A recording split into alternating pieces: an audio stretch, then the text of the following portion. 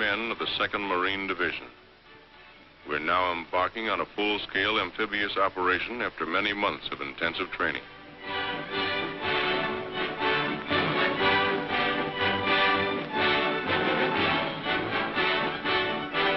The transports are combat loaded. The ships of the Navy and Coast Guard form our convoy. Squadrons of carrier planes cover us in the sky. Several days from our destination, a destroyer brings us sealed orders.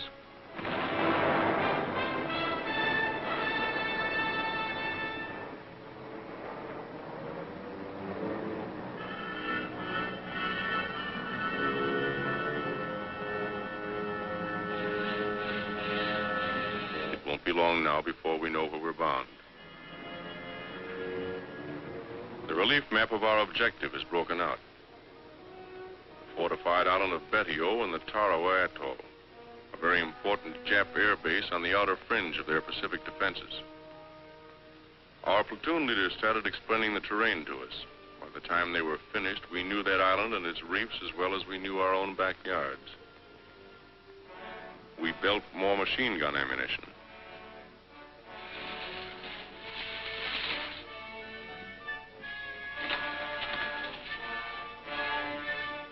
Check and test fire all weapons.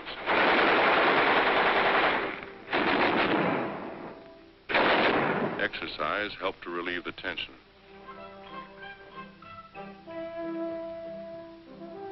Navy and Coast Guard coxswains received last-minute instructions on formations, rendezvous areas, and departure times. Services are held on the last evening before D-Day.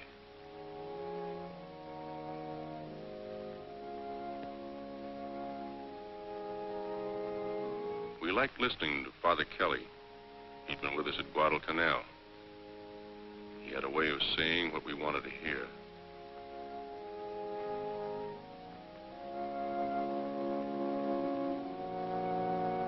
Many of these men were killed the following morning.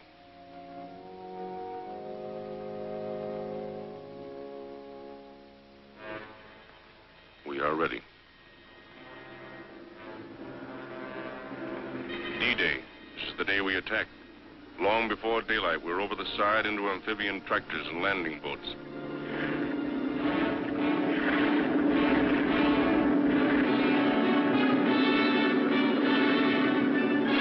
At daylight, our naval vessels opened fire, and for 4 solid hours, they pounded Tarawa with high explosives.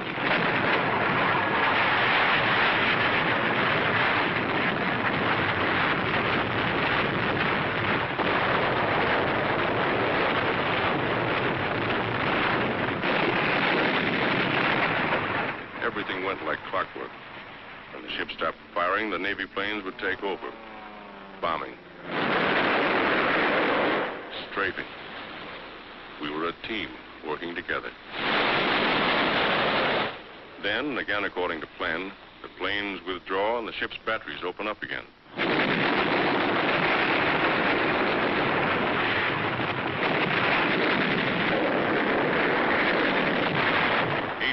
The hour we attack is getting close. For 3 days before we moved in, over 4 million pounds of explosives had been dropped on the island. It didn't seem possible that anyone could live through that bombardment.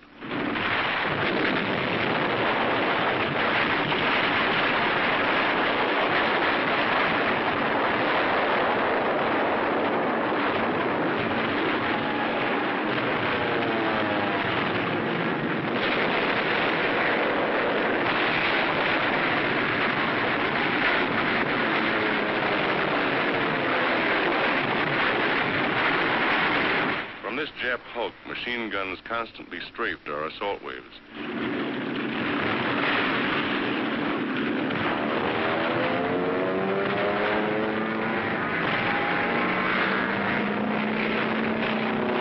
We bombed them out twice, but each time a new crew took over. One of our planes scores a direct hit.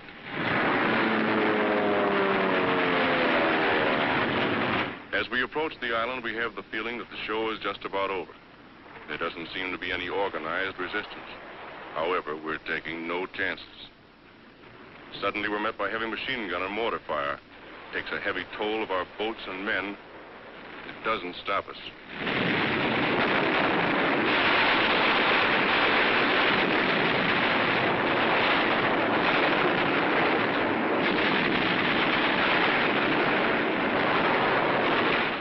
our way onto the beach.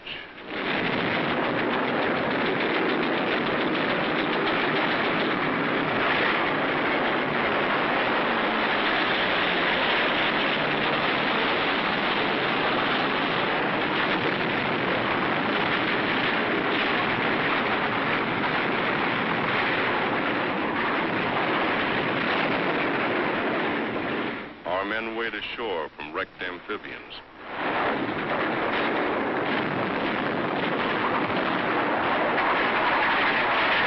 A long pier extending across the fringing reef gives protection to a lot of our boys on the way in. We have a pretty good toehold on the beach, but Jap fire pins us down for hours.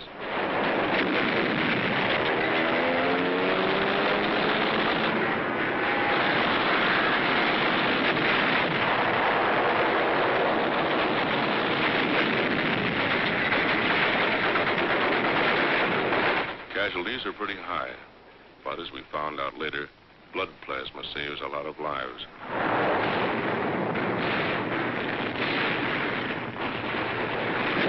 When reinforcements arrive, we start moving up.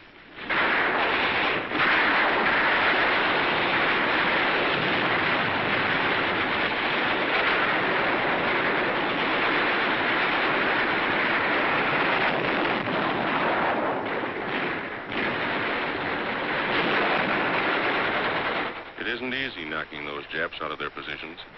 They're hidden in trees, behind revetments, buried pillboxes, bomb-proofs, bunkers.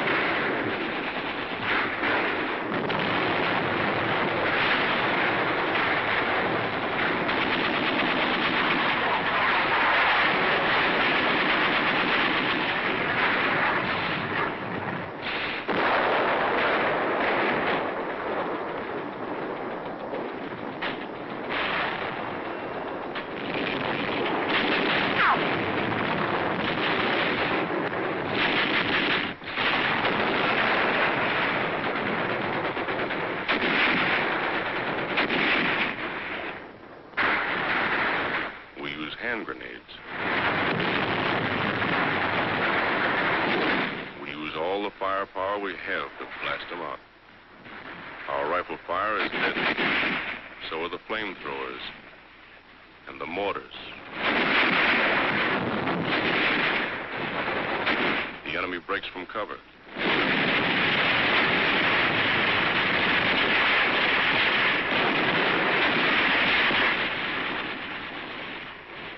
It's tough getting them out of places like this. We can never be sure where their snipers are placed. We take it slow, easy.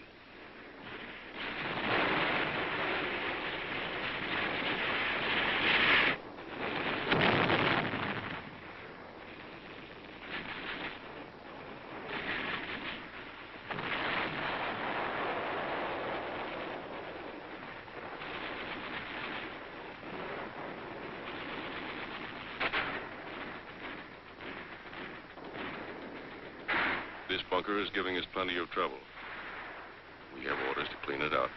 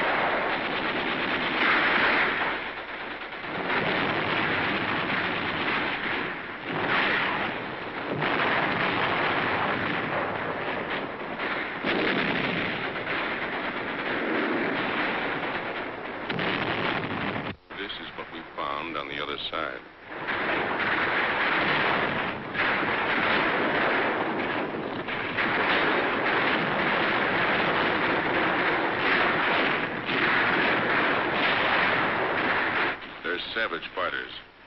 Their lives mean nothing to them.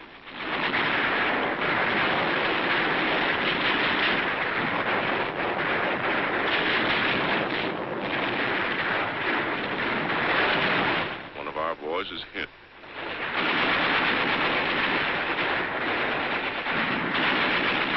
At night, the Japs would swim out to our wrecked amphibians and set up machine guns. They got a few of us before we got them.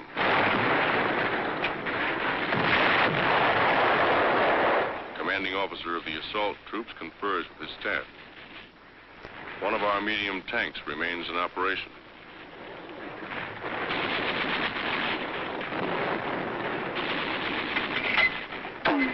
Although at the end of the second day, D+1, we breathe a little easier, mortar squads continue to hammer enemy points of resistance.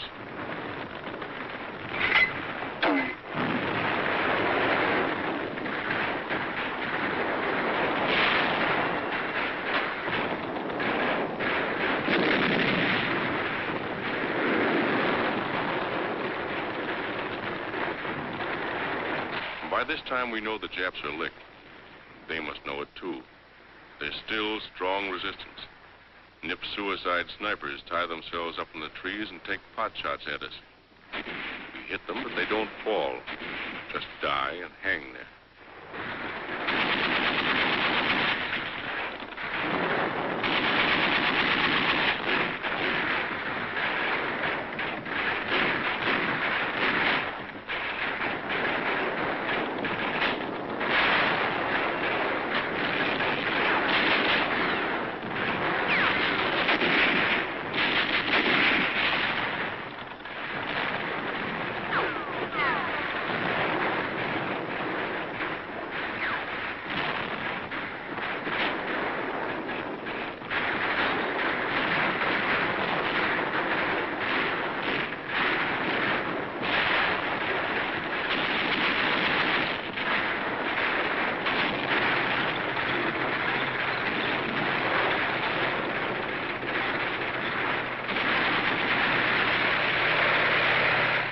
Tank moves up the airstrip.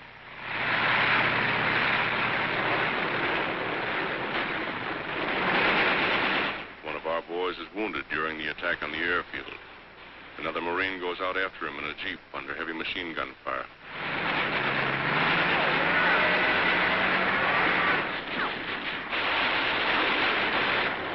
Back at the beach, there's constant activity. Amphibians tow in fresh supplies, food, ammunition, guns.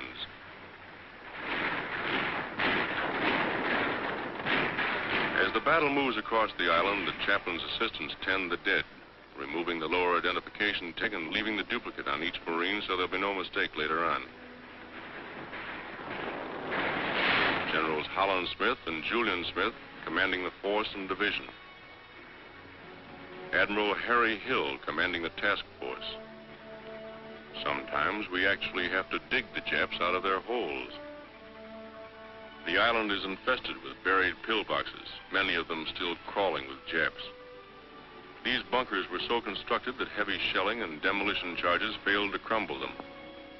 Many of them were over 20 feet deep.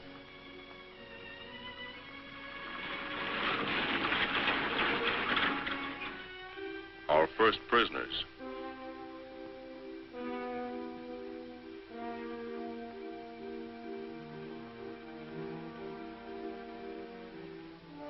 The wounded are given first aid in the field and then carried by stretcher to the boats. With them always are the Navy hospital corpsmen and Navy doctors and surgeons. At the transport, the steel litters are lifted from the barges and lowered into the hold. They're taken to the ship's hospital. Not a second is lost.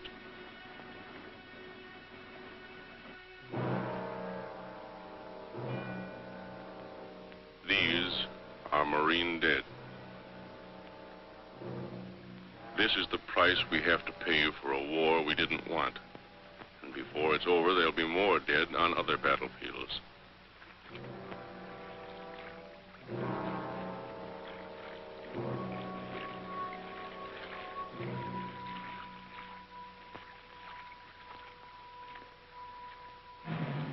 burial aboard ship for Marines killed in action.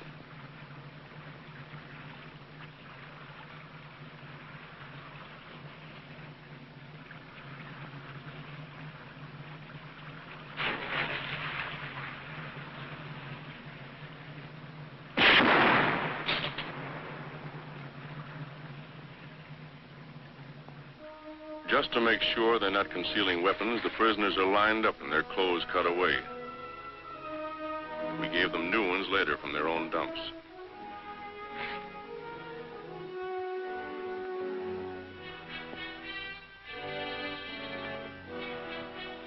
The rest of the island's defending force is dead. None escaped. Tokyo once boasted that it would cost 100,000 of our men to take Tarawa. We lost less than 1,000. The Japs over 4,000. A wounded Jap soldier. We took very few of these. Most of our prisoners were Korean laborers.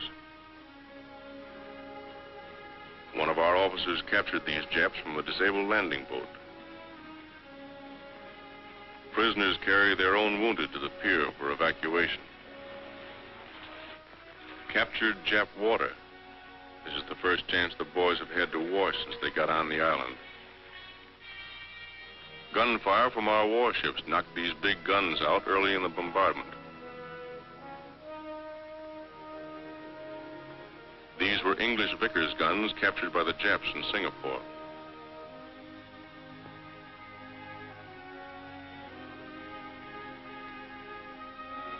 One of their many light tanks.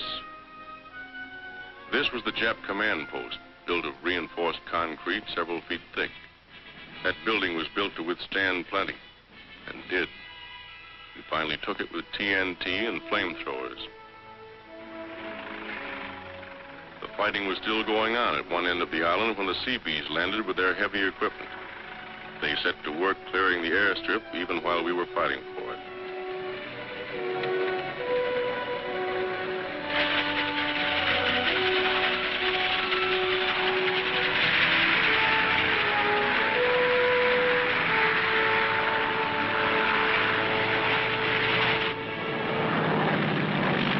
The first plane landed just 24 hours after the Seabees had started to work.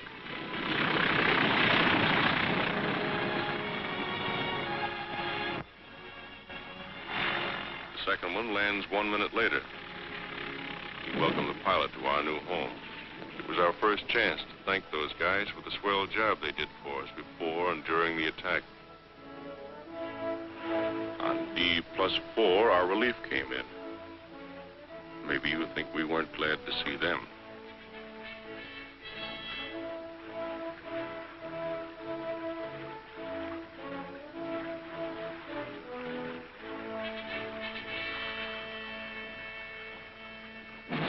I guess all of us knew from the first, no matter how tough the going was, that we'd take the island. Just the same, the day the colors were run up on this palm tree and flew for the first time over Tarawa, we got a lump in our throats. We were mighty proud.